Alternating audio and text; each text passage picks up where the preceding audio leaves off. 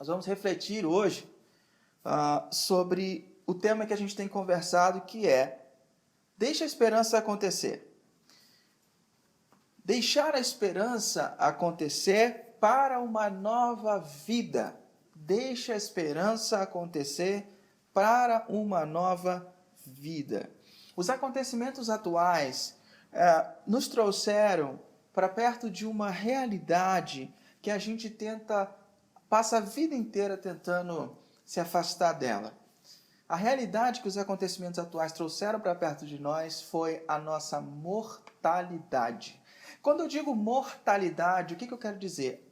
A nossa vulnerabilidade, ou seja, nós somos mortais. E essas circunstâncias todas nos trouxeram, esfregaram na nossa cara que nós somos mortais e que basta um vírus e a gente pode morrer.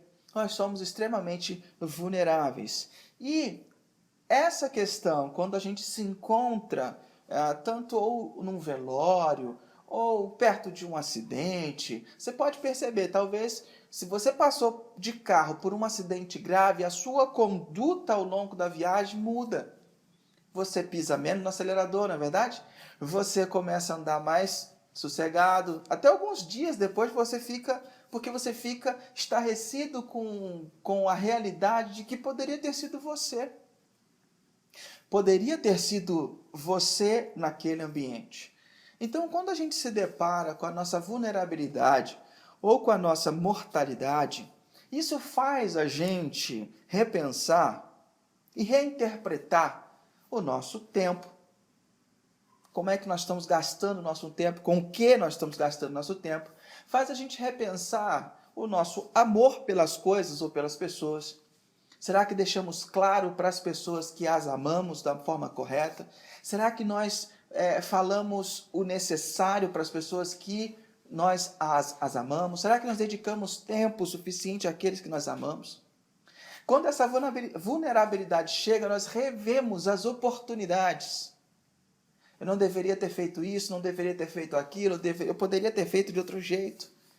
A gente revisita o significado das coisas que tiveram muita importância ao longo da nossa vida. Quando a gente percebe que a vida é fugaz, que a vida é frágil, a gente percebe que não tem valor, não tem tanto valor, coisas que nós nos apegamos, não faz muito sentido, não tem tanto significado. E também, quando a nossa vulnerabilidade chega perto, nós revemos o sentido das coisas e o propósito das coisas. E muitas vezes nós vemos o sentido da nossa vida e o nosso próprio propósito. Ou seja, o que eu quero dizer para você nessa manhã é que quando nós chegamos perto da nossa vulnerabilidade, nós chegamos, isso nos leva, na verdade, a uma reflexão, a uma autovisitação e a um processo de ressignificação da vida e da sua existência. E aí, então, surge dentro de nós uma busca intensa e silenciosa por um novo propósito. Você já viu filmes de pessoas que descobriram, por exemplo, que tinham câncer e decidiram aproveitar os últimos anos da sua vida, os últimos meses da sua vida de forma intensa? Por quê? Porque a vulnerabilidade, a mortabilidade bateu à sua porta e viu que não aproveitou a vida como deveria e agora quer fazer tudo e todas as coisas. Um filme muito significativo sobre isso é o filme que a gente indicou no mês passado, que chama a lista da bota, Bucket List, né, que a gente indicou para a gente poder assistir, que com o Jack Nicholson e com o Morgan Freeman. É um filme que fala muito sobre isso, sobre essa vulnerabilidade. Só que aí, quando surge essa vontade de aproveitar, a gente começa a tentar entender qual é o propósito das coisas. E aí conflitos internos são gerados dentro de nós. Os conflitos internos começam a eclodir na nossa vida. Um homem que tem autoridade para falar sobre isso é um homem chamado Viktor Frankl. Viktor Frankl foi ele era médico e ele foi com a sua família inteira para os campos de concentração nazista e lá ele viu horrores. E ele relata isso. Ele teve a oportunidade até de ir para a Europa, de fugir dali, de fugir para países mais seguros, mas ele acabou se deparando com um texto bíblico que diz honra teu pai e tua mãe, então ele não vai, e ele acaba ficando com o pai para proteger o pai e a mãe, e eles vão todos juntos para o centro de detenção, para os campos de concentração, e ele acaba sofrendo muitas coisas, ele perde todos os seus familiares, e ele narra isso no seu livro Em Busca do Sentido. E dentro daqueles campos de concentração, Viktor Frankl ele desenvolveu uma teoria sobre, chama logoterapia, é a terapia do sentido. Ele narra fatos extraordinários sobre como era a vida ali no campo de concentração e depois como ele foi e construiu a sua teoria. Mas o que eu quero é trazer uma frase do Viktor Frankl, que teve a mortalidade confrontada, ele teve a vulnerabilidade dele bem próxima, e ele começou a perceber por que as pessoas não desistiam da vida. O Viktor diz assim: quando alguém não sabe o porquê de viver, a pessoa sente que não tem um rumo. E isso causa muitos conflitos internos até que ela encontre o verdadeiro sentido da vida. Viktor está dizendo que, na teoria dele, o que ele viu nos campos de concentração, ele diz que sem propósito de vida nós não chegamos a lugar nenhum, nós ficamos como barata tonta, rodando e andando em círculos. Viktor conseguiu entender isso porque ele esteve perto da sua vulnerabilidade e a sua mortalidade foi esfregada na sua cara. Quando eu olho para a sabedoria bíblica, eu vejo algumas personagens que tiveram a mortalidade esfregadas na sua cara e encontraram talvez na mortalidade ou na vulnerabilidade a chave para terem suas vidas ressignificadas. O que nós estamos conversando desde a semana passada? Nós estamos falando sobre a narrativa de Marcos, sobre a morte de Jesus, e hoje nós vamos falar um pouco sobre a ressurreição. E o que acontece nos eventos anteriores ao que nós vamos abordar aqui hoje? Jesus entra no domingo de Ramos, ele entra em Jerusalém montado num burrinho e as pessoas colocam os seus ramos e ele passa por cima e ele tem aquela entrada triunfal em Jerusalém. Ele entra, faz uma visita ao templo, depois ele sai, depois ele volta e aí ele vai comer a Páscoa. Ele se prepara com seus amigos, seus discípulos, para comer a Páscoa na sexta-feira. E ali reunidos, ele dá a ceia para eles e faz aquelas promessas, institui o que nós conhecemos como a mesa do Senhor. Logo depois ele canta um hino com seus amigos, vai para o Monte das Oliveiras, onde ele vai passar por aquele momento de aflição, de sua sangue. E de repente, no meio da noite, Jesus se sentindo um pouco sozinho e abandonado, porque até aqueles que ele chamou para estar perto dele, dormiram. Jesus, então, vê uma multidão vindo, capitaneada por Judas Iscariotes. Judas vem, dá um beijo, e então o trai, e ele é preso, levado, aprisionado, e agora caminhando para os seus últimos momentos, suas últimas horas de vida. Jesus, então, passa por um julgamento totalmente injusto, é colocado na frente dos líderes religiosos, depois é colocado na frente das autoridades políticas.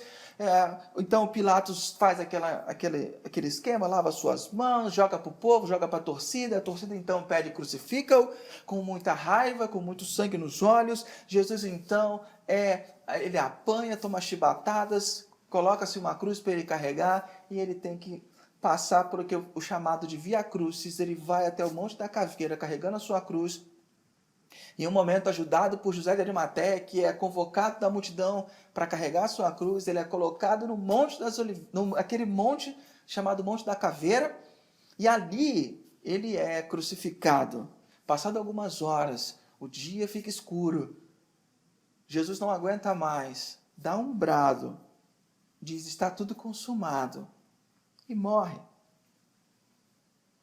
Quando aquelas pessoas veem que aquele líder, aquele homem bom, morreu, a mortalidade, a vulnerabilidade de todos eles é esfregada na sua própria cara. Porque até aquele que trouxe a menina da morte, trouxe Lázaro da morte, agora ele não consegue se livrar da morte, ele morre. Aquele que fez cegos verem e mancos andarem, agora ele está morto numa cruz, exposto para todo mundo ver. E se ele pôde morrer, todos nós podemos. Então isso toma conta do coração, assim como o clima fica de noite durante o dia, os seus corações também ficam escuros, pesados, eles ficam tristes porque aquilo era um balde de água fria em todos os seus sonhos e suas pretensões. Então um discípulo que seguia Jesus em segredo, chamado José de Arimateia, vai até Pilatos e pede para poder enterrar com dignidade o corpo daquele que ele admirava tanto. Pilatos cede.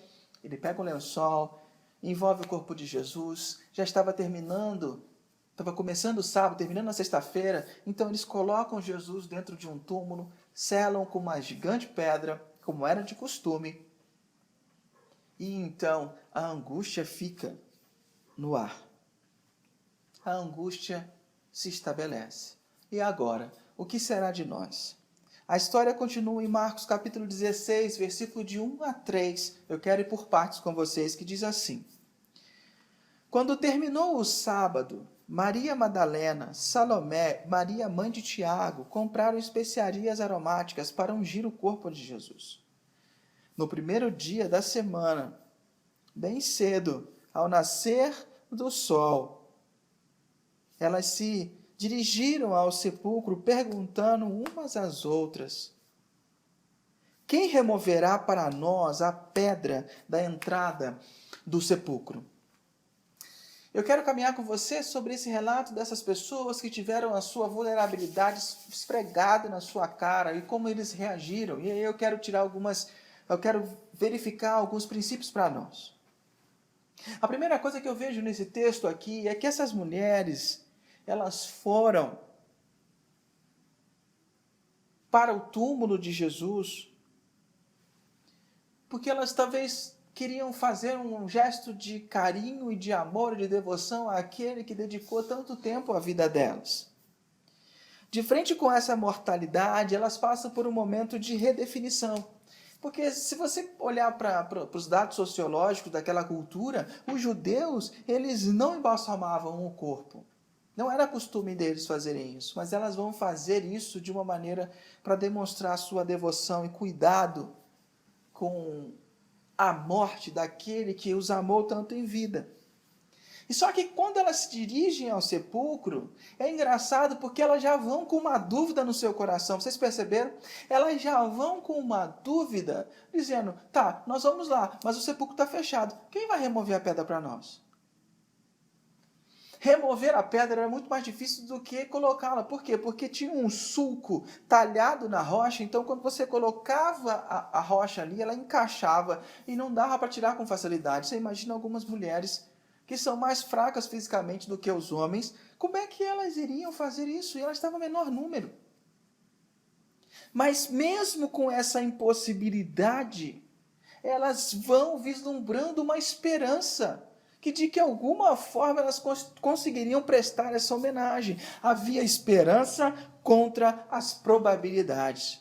E é assim também acontece com a nossa vida, na nossa caminhada de confiança. Muitas vezes Deus coloca para você ir em uma direção e você sabe que tem uma rocha enorme que você não vai conseguir mover. Mas eu e você somos desafiados a caminhar de acordo e contra as perspectivas. Nós temos que caminhar de acordo com a nossa esperança. E talvez nesse tempo você esteja vendo algumas dificuldades crescerem ao seu redor, à sua frente, e você começa a pensar, nós não vamos vencer, quem vai tirar essa pedra? E ao mesmo tempo você vê Jesus falando, confie, caminhe. É a mesma coisa quando você me ouve falar para você investir no fundo de misericórdia ou manter sua fidelidade nos dízimos e oferta e você vê seu salário descendo. E aí você fala assim, mas como que eu vou fazer um negócio desse? Essa mesmo processo que você talvez esteja vivendo, essas pessoas estavam vivendo. Passando por um processo em que elas precisavam confiar além das possibilidades. E elas foram em direção a isso numa caminhada de confiança. Mas o texto continua, em Marcos capítulo 16, de 4 a 8. Diz assim: mas quando foram verificar, viram que a pedra, que era muito grande, havia sido removida. Entrando no sepulcro, viram um jovem vestido de roupas brancas, assentado à direita, e ficaram amedrontadas. Não tenham medo, disse ele. Vocês estão procurando Jesus, o Nazareno, que foi crucificado. Ele ressuscitou. Não está aqui. Vejam o lugar onde o haviam posto. Vão e digam aos discípulos dele e a Pedro: ele está indo adiante de vocês para Galiléia. Lá vocês o verão. Como ele lhes disse. Tremendo e assustadas, as mulheres saíram e fugiram do sepulcro e não disseram nada a ninguém, porque estavam amedrontadas. Se você caminha com a nossa comunidade já há um tempo, você sabe já o porquê que Jesus manda esse recado para Pedro e fala: avisa todo mundo e a Pedro. Mas eu não vou abordar isso aqui mais uma vez, que a gente já conversou sobre isso. Mas elas estavam aqui de frente para algo extraordinário, algo inacreditável. Elas caminharam contra as perspectivas, contra a desconfiança, com esperança de que poderiam fazer aquilo e encontraram algo melhor. Elas não encontraram o corpo. Elas encontraram uma notícia estrondosa, maravilhosa, de que a pessoa que vocês estavam esperando que estivesse morta não está mais aqui. A pessoa que vocês estavam esperando vir chorar e lamentar por ela não está mais aqui. Ele vive. Mas isso deve ter batido no coração delas como algo muito difícil, muito complicado de se acreditar, mesmo tendo recebido aviso. Perceba que no texto elas recebem um aviso, e o aviso diz: não tenham medo. E elas, o que elas sentem? Medo. Medo. Por quê? Porque quem fala sabe do que está falando. Agora, quem ouve não está entendendo nada. Porque é algo extraordinário, diferente, sem precedente, assim como o tempo que a gente está vivendo agora. Nenhum de nós viveu um tempo igual a esse. Nenhum de nós conseguiu ouvir orientações de Deus num tempo de tanta calamidade, tanto conflito quanto agora. Não é verdade? Talvez você possa dizer assim: não, mas eu não estou vivendo tanta dificuldade, não estou sendo afetado. Sou concursado, tenho emprego, meu emprego é estável. Mas você tem um redor de pessoas que não têm tanta condição quanto você. Então talvez esse seja um tempo onde a gente vê o extraordinário e a gente ouve uma palavra que Deus diz: não tenha medo. O que a gente sente? Medo. Porque é normal nosso. A gente não está acostumado a viver com o tempo todo com essa extraordinariedade toda. Nós vivemos esse tipo de coisa. Eu tenho certeza que você recebeu vários vídeos no WhatsApp, em rede social, qualquer que seja, dizendo: não tenha medo, não tenha medo, não tenha medo, isso vai passar, confie em Deus, Deus está no controle. E na hora que a coisa aperta, o que você mais sente? Medo. E talvez nós tenhamos medo do que vem a seguir, do que virá após esse tempo. Você já parou para pensar nisso? O que virá depois desse tempo? É disso que a gente precisa refletir hoje. Deixa a esperança acontecer para uma nova vida. E que vida é essa? Já vou te explicar. O texto continua falando em Marcos 16, de 9 a 14, diz assim: quando Jesus ressuscitou, na madrugada do primeiro dia da semana, apareceu primeiramente a Maria Madalena, de quem havia expulsado 7 demônios. Ela foi e contou aos que com ele tinham estado. Eles estavam lamentando e chorando. Quando ouviram que Jesus estava vivo e fora visto por ela, não creram. Depois que Jesus apareceu, noutra forma, a 2 deles, estando eles a caminho do campo, eles voltaram e relataram isso aos outros, mas também nesses não creram. Mais tarde, Jesus apareceu aos 11, enquanto eles comiam. Censurou-lhes a incredulidade e a dureza de coração, porque não acreditaram no que o tinham visto depois de ressurreto. Eles não acreditaram nas pessoas que viram. Se você está prestando bastante atenção nos textos que eu estou lendo, você vai ver que parece que tem uma incoerência aqui. Porque primeiro diz que no primeiro dia da semana as mulheres foram lá e Maria Madalena estava lá. E elas foram e encontraram a fala do anjo e depois elas ficaram com medo e voltam. E logo em seguida diz que Jesus ressuscitou logo de manhã e encontrou Maria Madalena. Isso é uma narrativa, parece que quando Marcos terminou de escrever o seu texto, a comunidade em volta dele falou: Marcos, você precisa acertar melhor esse final, porque precisa melhorar esse finalzinho aqui para as pessoas entenderem o que aconteceu. Então, Marcos faz uma edição, tanto que nas primeiras cópias do manuscrito de Marcos não tem esse finalzinho, só depois, nas cópias um pouco mais depois, você encontra esse final. Porque parece que eles entenderam, Marcos entendeu que deveria continuar e narrar para a gente o que decorre depois dessa história. E o que decorre depois dessa história é que Maria Madalena tem um encontro com Jesus, mas ela, ao invés de ficar quieta, ela fala, ela vai para os rapazes e conta. Só que ela não tinha crédito. Você sabia que naquela época as mulheres não serviam de testemunha confiável nos tribunais? E olha o que Jesus faz, a primeira pessoa para quem ele aparece é para uma mulher.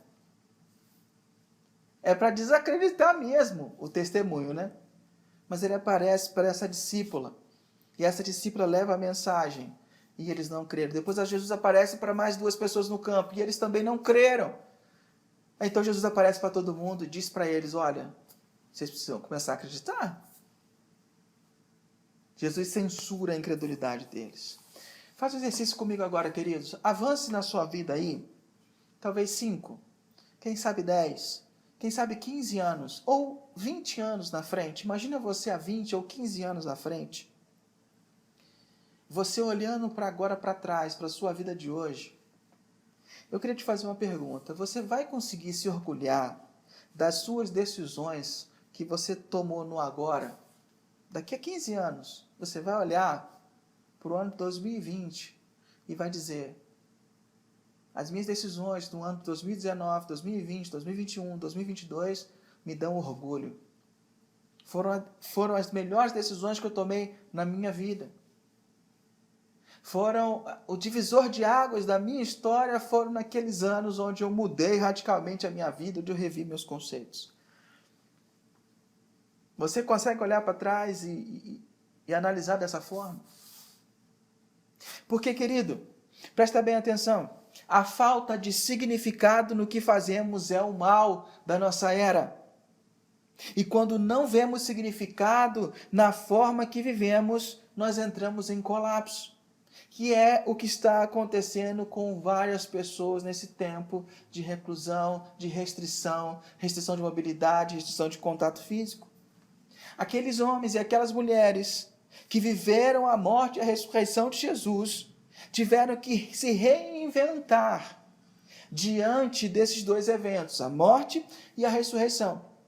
E eu quero colocar para você agora o que a morte e o que a ressurreição impactam na vida deles e na nossa vida. Então a primeira coisa que eu queria refletir com você é como a nossa mortalidade, a nossa vulnerabilidade nos impacta.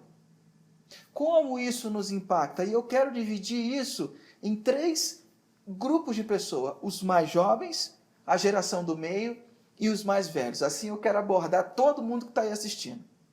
Beleza? Então a gente vai ver, primeiro eu quero falar sobre os mais jovens. Como que a nossa mortalidade ou a nossa vulnerabilidade afeta os mais jovens. Os nossos mais jovens são conhecidos hoje como a geração cristal. Você sabe o que é geração cristal? É bonito pra caramba de se ver, mas frágil, não aguenta um impacto. Ou então essa geração é chamada de geração todinho. É a geração que foi criada com leitinho na cama, é a geração que ouviu os pais dizerem: eu não quero que meu filho passe por aquilo que eu passei. Eu quero dar tudo para o meu filho ou para minha filha, porque eu não quero que eles passem tudo aquilo que eu passei. Essa geração cresceu ouvindo isso. Cresceu cercado de privilégios, melhores escolas, melhores mochilas, melhores estojos, os melhores tênis, as roupas, tudo os melhores que a família poderia comprar. Essa geração ela foi nutrida de tudo que era de bom, do melhor que seus pais poderiam dar. Só que o problema é que essa geração não vê importância em ter histórias para contar. Você é o que você é da geração do meio ou da geração dos mais velhos por causa das suas histórias, porque você hoje tem histórias para contar. As suas experiências fizeram de você quem você é. Mas quando a gente se volta para os mais novos, nós queremos que eles não tenham tantas restrições. E essa geração não se importa em ter histórias para contar. Essa geração, e por que ela não se importa em ter histórias para contar? Porque ter histórias para contar implica em você se importar com o passado, se importar com o presente e se importar com o futuro. Mas a nossa geração cristal é a geração do agora. Ela só pensa no agora, ela só pensa no presente, ela quer tudo para ontem, ela não sabe esperar. Essa geração, quando é confrontada com a sua vulnerabilidade, ela começou a perceber que tudo que ela via no Instagram, tudo que ela via no Facebook, é mentira. Ó, grande revelação, né? Leandro Carnal diz o seguinte: se você acredita nas postagens do Instagram, eu tenho um terreno na Lua para te vender. Você tem que prestar atenção no seguinte: a foto do Instagram, do Facebook, é como o mundo deveria ser. A sua foto do RG é como o mundo realmente é. Essa é a comparação. Essa é a diferença. E essa geração mais nova, que estava acostumado a postar, família é tudo. Eu amo minha família. Agora está dentro de casa, sem poder ir para a escola, sem poder ir para a faculdade, tendo que aturar a família. Está na hora dessa geração, a vulnerabilidade fez com que essa geração conseguisse confrontar todas as verdades de rede social e experimentar isso na prática e não ficar só no post. Essa geração está se vendo como frágil, como fútil e como vazia. Está se vendo como faltando significado. Porém, nós temos a geração do meio. A geração do meio talvez seja a mais afetada e confrontada dessas três grupos que eu separei. Essa geração agora, ela está com a proximidade das vulnerabilidades, ela está repensando seus empregos.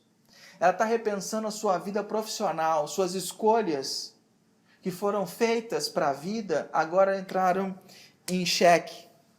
Porque essa geração agora está tendo que trabalhar em casa. Só que a diferença é que agora o filho dessas pessoas está na porta do escritório, batendo na porta, dizendo: papai, vem brincar, mamãe, vem brincar. Papai só fica no computador, mamãe só fica no computador. Agora é diferente. Agora as coisas mudaram. Não está mais lá na empresa, agora você tem seu filho clamando por atenção, sua filha clamando por você, clamando por mais de você. E aí, revela-se o abandono familiar que a alienação profissional causou. Aí revela o quanto essa vulnerabilidade revela que a vida que a gente estava vivendo é uma vida tóxica. Essa vida de correria, essa vida de agitação total, de multitarefa, é uma vida tóxica. Essa geração está começando a ver que priorizou o ter em detrimento do ser. Priorizou dar tudo para o seu filho, menos a sua presença. Priorizou dar tudo para o seu filho, menos a relação que ele mais precisa ter para se constituir como uma pessoa, como um homem, uma mulher honrada, com valores. A mortalidade e a vulnerabilidade bagunçou e está fazendo as pessoas repensarem não apenas o que vale a pena, mas também o que não vale a pena. Deixa eu te falar uma coisa para você que não entendeu ainda. O isolamento não criou nada, ele só amplificou o que estava dentro de você. O isolamento não criou angústia, ele amplificou o que estava dentro. O isolamento não criou solidão, ele amplificou e te mostrou o quanto você decidiu caminhar sozinho. Ele só amplifica. Mas a última geração, a geração de mais idade, essa geração, ela foi confrontada, a mortalidade e a vulnerabilidade fez com que essa geração de mais velhos percebesse a inércia com que estavam vivendo. Perceberam que, começaram a fazer perguntas: o que eu tenho feito da minha vida? Agora que eu estou nessa situação de vulnerabilidade. Começaram a perceber que ainda dá tempo de fazer muita coisa. Essa geração começou a refletir: eu não posso apagar o meu passado, mas quem sabe posso reescrever os anos que ainda me restam. Quem sabe eu posso escrever uma nova direção para mim. Queridos, a proximidade com a nossa vulnerabilidade ou com a morte ajuda a vermos que há uma necessidade de uma reforma na nossa vida. Mas, se tem alguma coisa mais poderosa do que a morte para nos fazer refletir, essa coisa é a ressurreição. A ressurreição me coloca de frente com uma real oportunidade de fazer diferente. Neste mundo pós-pandemia, algumas coisas vão mudar, outras não vão mudar. O problema todo é que você pode ter sido mudado nesse tempo e se encaixar naquele mundo como ele era antes, vai ficar muito difícil. Você pode até achar que daqui a pouco as coisas vão voltar ao normal. Queridos, eu vou te dizer, não vai voltar ao normal. Ah, mas você está dizendo isso? Não, não sou eu, são os estudiosos, os núcleos de estudo das universidades, dizem, o nosso mundo vai mudar. E vão ser mudanças sutis. Por exemplo, a sua empresa não vai mudar assim de cara. Ela não vai entender que você é uma pessoa mais feliz se você tiver mais tempo para a família. Não. A sua empresa é um bichinho bonitinho que você cuida dela, mas quando ela está com fome, ela come seu braço. O seu trabalho é a mesma coisa. Mas algumas coisas sutis dentro dos seres humanos está mudando. E a realidade da ressurreição, ela nos faz refletir sobre isso. A pergunta que eu quero deixar para você é: que tipo de ser humano você quer ser na pós-pandemia? Que tipo de ser humano você quer ser quando acabar esse tempo? Você pode até ficar assustado, como aquelas personagens bíblicas, frente a algo extraordinário, algo que aconteceu que está fora de cogitação. Você pode ficar assustado, porque você talvez não saiba que tipo de mundo você vai encontrar, que tipo de relações, como vão ser as coisas, como as coisas vão ser balanceadas. Você pode não falar em mudança, porque você tem medo, ficar quietinho na sua, não se mexer. Mas o que mais importa nisso tudo, querido, é o que você vai fazer com o que Deus tem comunicado para você durante esse tempo. Isso é o mais importante. O Friedrich Nietzsche, ele tem uma frase muito relevante, que ele diz assim: aquele que possui um porquê para viver, pode suportar quase qualquer como.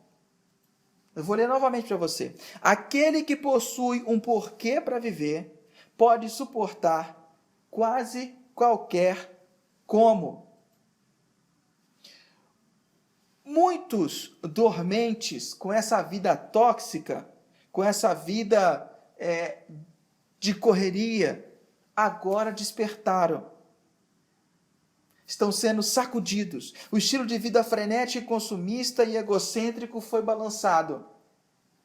E agora precisa haver uma mudança. Talvez a canção que mais faça sentido para essas pessoas agora seja aquela canção chamada Epitáfio, do Titãs. Lembra dela? Ela dizia assim: devia ter amado mais, ter chorado mais, ter visto o sol nascer, devia ter arriscado mais. e até errado mais, ter feito o que eu queria fazer, queria ter aceitado as pessoas como elas são. Cada um sabe a alegria e a dor que traz no coração. É uma canção que começa cheia de arrependimentos. Eu devia ter complicado menos, trabalhado menos, ter visto o sol se pôr. Eu deveria ter me importado menos com os problemas pequenos, ter morrido de amor. Queria ter aceitado a vida como ela é. A cada um de nós cabe fazer escolhas. A cada um de nós cabe entender o que temos perdido. Porque senão, nós não vamos conseguir refletir. Nós não vamos conseguir refletir sobre o que seremos e como seremos.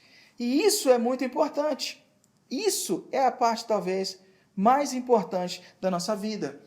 Prepara o outro fone para mim. E o que a gente precisa entender? O que a gente precisa pensar? Nós precisamos pensar como que a ressurreição nos impacta. A gente precisa analisar o que a ressurreição de Jesus provocou. A ressurreição de Jesus inaugurou um novo tempo.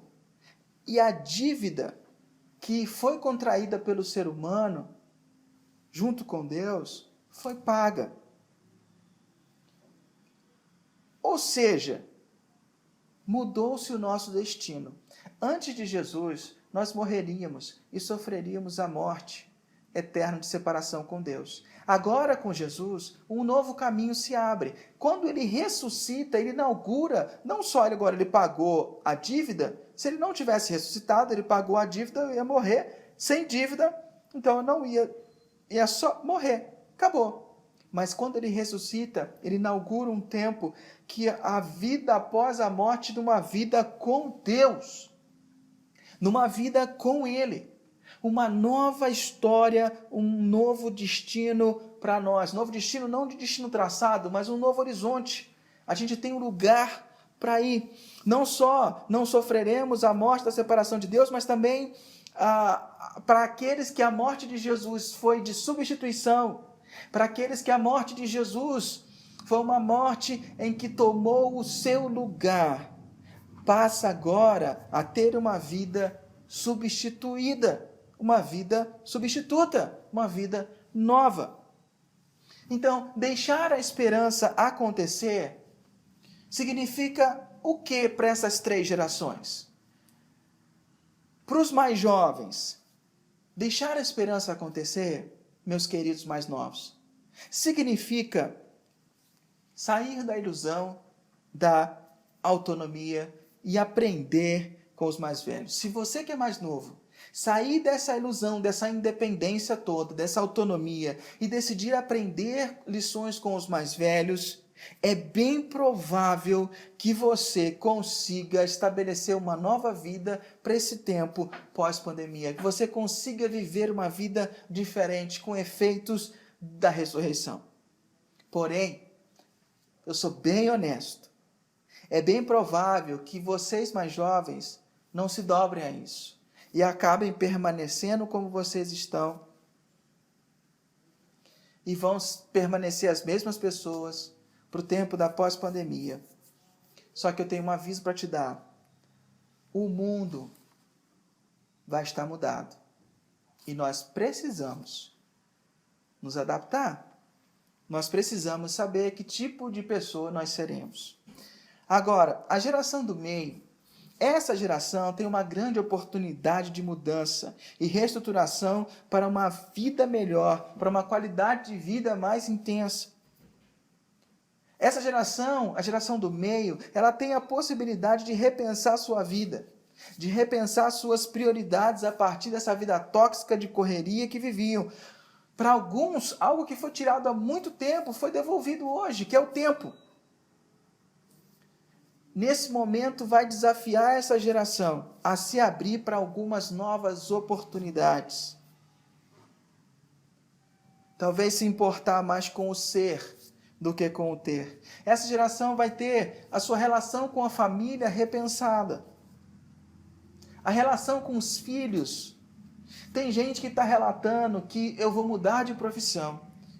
Porque pela primeira vez na vida eu estou tendo a oportunidade de ver um dos meus filhos crescerem. Tem gente que está conseguindo olhar para o filho e ver gestos, falas, ações que naquela correria anterior não conseguia.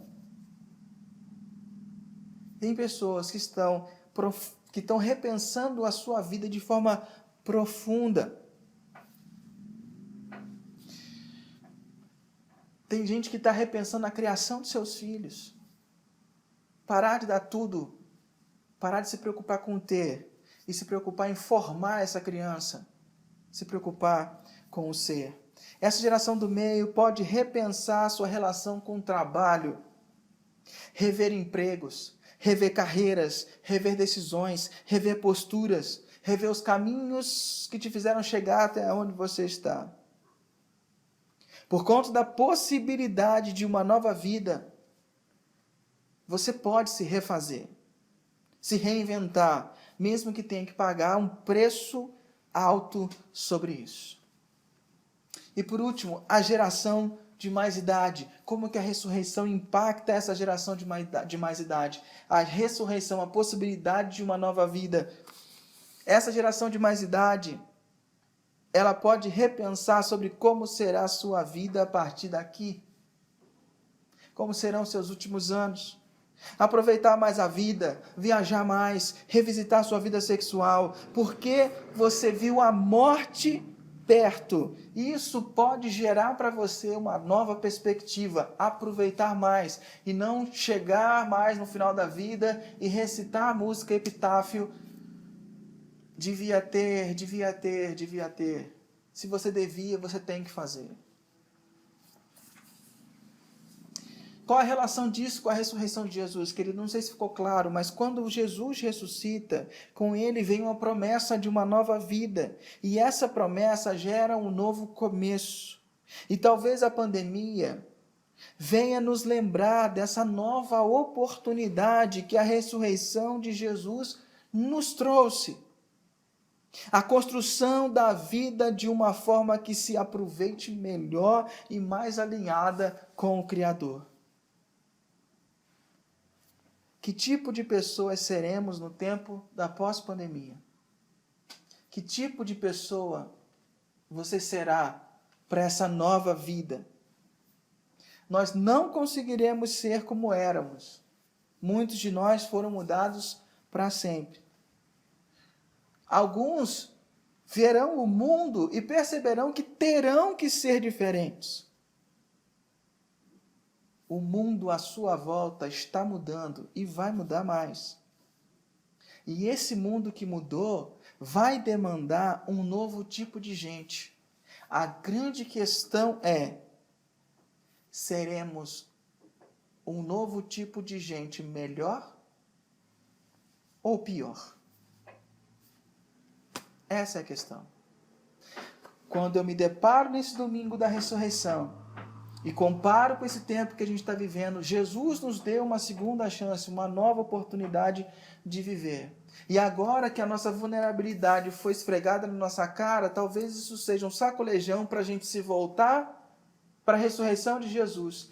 Perceber que Ele nos deu uma nova chance, uma nova vida, e está na hora da gente fazer essa vida valer a pena. Está na hora da gente fazer essa vida valer a pena.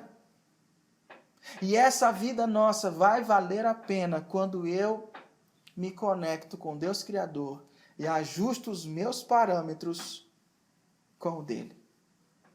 Quando eu ajusto os meus parâmetros com o dele, ele me direciona nessa nova vida. Então, o que eu tenho que pedir? O que eu tenho que fazer? Eu tenho que pedir: Jesus, revisita a minha história, revisita a minha vida, direciona. Ou cantar aquela música: entra na minha casa, entra na minha vida. Mexe com as minhas estruturas e sara as minhas feridas. Está na hora da gente se preparar para essa nova vida. Então, deixar a esperança acontecer. Para a geração mais nova, aprenda com os mais velhos. Para a geração do meio, revisite e repense, alinhe sua vida com os princípios do Criador. Para a geração de mais idade, deixar a esperança acontecer revisite a sua vida. A vida é um presente. Ainda tem anos que Deus te deu para aproveitar alinhados com o Criador. Que Deus nos abençoe e nos guarde. Eu quero orar por você para que haja uma reflexão profunda na tua vida sobre isso, para que você possa se abrir para uma nova vida, para uma nova história. Feche seus olhinhos, vamos orar. Pai querido, em nome de Jesus, nós queremos pedir ao Senhor que venha sobre nós com uma reflexão profunda sobre nossas vidas, sobre como temos procedido, sobre como as coisas estão. Deus, que a Tua graça nos alcance, que esse favor Teu, que a gente não merece, possa transformar nosso coração de dentro para fora. Muda a nossa vida, muda a nossa história. Vem, Jesus, e nos ajuda a realinhar a nossa vida de acordo com os Teus princípios e os Teus propósitos. Em nome de Jesus nós oramos. Amém.